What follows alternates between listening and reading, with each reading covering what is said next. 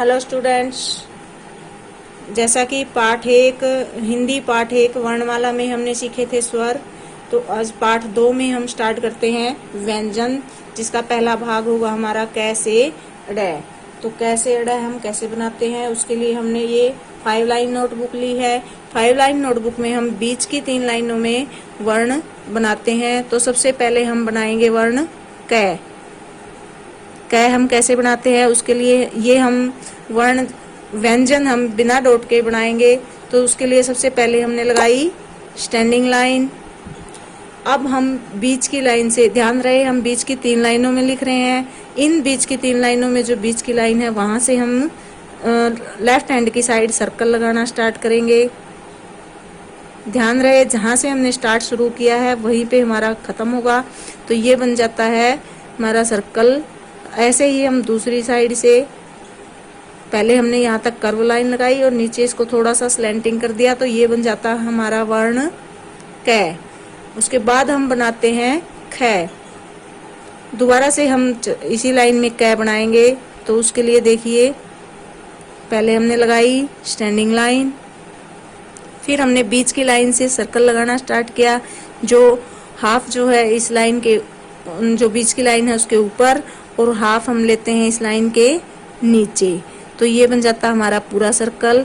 ऐसे ही हम दूसरी साइड से, ये देखिए हमने लगाई कर्व लाइन, अब हम इसको नीचे लगाएंगे स्लैंटिंग लाइन। तो ये बन जाता है हमारा वर्ण कै। इसके स्टैंडिंग लाइन, बीच की लाइन से हमने सर्कल बनाना स्टार्ट किया, फिर ये हमने छोटी कर्व लाइन लगाई और स्लैंटिंग लाइन लगाई। अब हम बगैर पेंसिल को उठाए कै वर्ण बनाते हैं। ध्यान रहे हम केवल यहाँ पे एक बार हम अपनी पेंसिल उठाते हैं ताकि हम बीच की लाइन से लिखना स्टार्ट कर सके। अब जो हम ये कै का बीच का भाग है इसको बगैर पेंसिल उठाए बनाएंगे। तो ये हमने बनाया वर्ण कै। अब हम बनाते हैं खै। तो खै भी हम वही बीच की लाइनों में बनाएंगे। उसके लिए सबसे पहले हमने लगाया हाफ सर्कल, 1-2 लाइनों को मिलाते हुए। फिर हमने ऐसे ही, जिसका फेस हम रखेंगे लेफ्ट हैंड की साइड, ऐसे ही हम एक हाफ सर्कल और लगाते हैं जिसका फेस हम रखेंगे ऊपर की ओर। ये हमने लगाया एक और हाफ सर्कल, यानी कि कर्व लाइन। फिर हम लगाते हैं एक स्टैंडिंग लाइन। अब हम बीच की लाइन में लगाएंगे एक सर्कल। तो ये बनता हमारा वर्ण खै।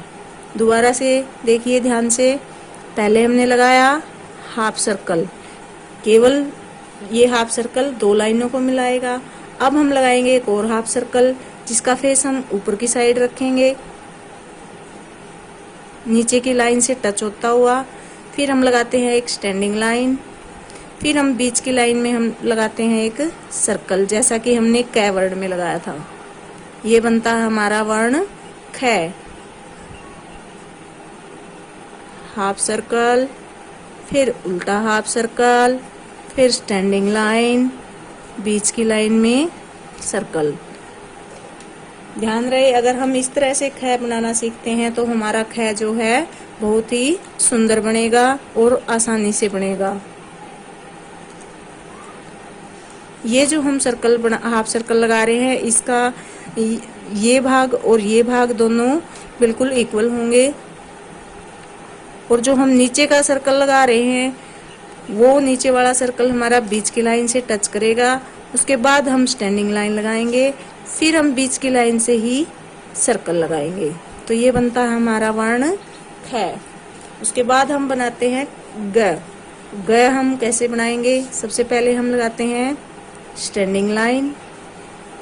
अब हम दूसरी लाइन से थोड़ा नीचे जाएंगे, तीसरी लाइन तक हम इसको टच नहीं करेंगे। अब यहाँ से हम इस पे एक कर्व लाइन लगाते हैं, फिर हम छोटी स्लीपिंग लाइन लगाते हैं, फिर हम एक और स्टैंडिंग लाइन लगाएंगे जो हमारी तीनों लाइनों को टच करते हुए जाएगी।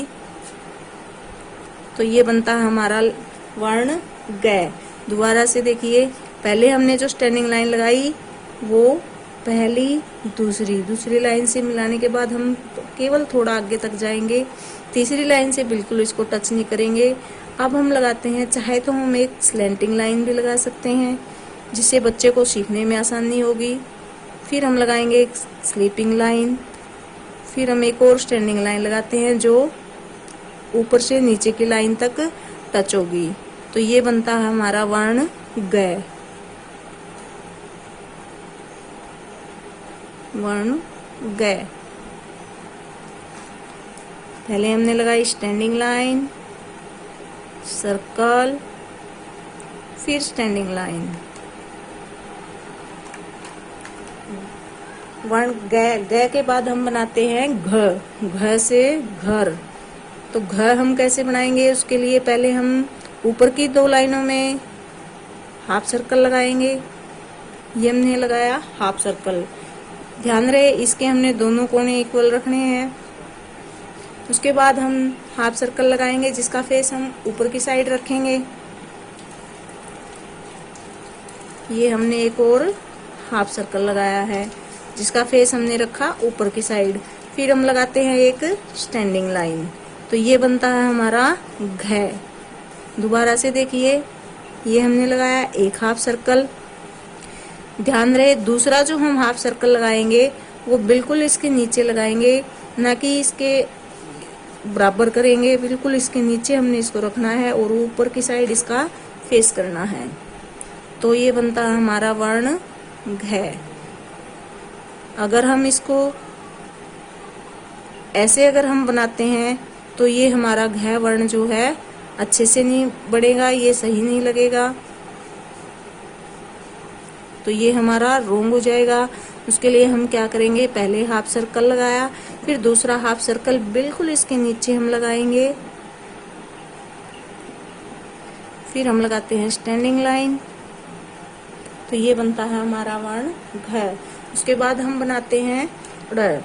ड़ हम कैसे बनाएंगे, जैसे हमने स्वर में ई बनाया था ऐसे ही हम पहले छोटी स्टैंडिंग लाइन, फिर स्लीपिंग लाइन बनाते हुए हमने बनाई कर्व लाइन, फिर हमने बनाई एक और नीचे कर्व लाइन यानी कि हाफ सर्कल। तो ये बनता है हमारा ड, और इसके नीचे अगर हम बिंदु लगा देते हैं तो ये बन जाता है हमारा ड़। एक कर्व लाइन, दूसरी कर्व लाइन, नीचे लगाया बिंदु, तो ये बनता है ड़।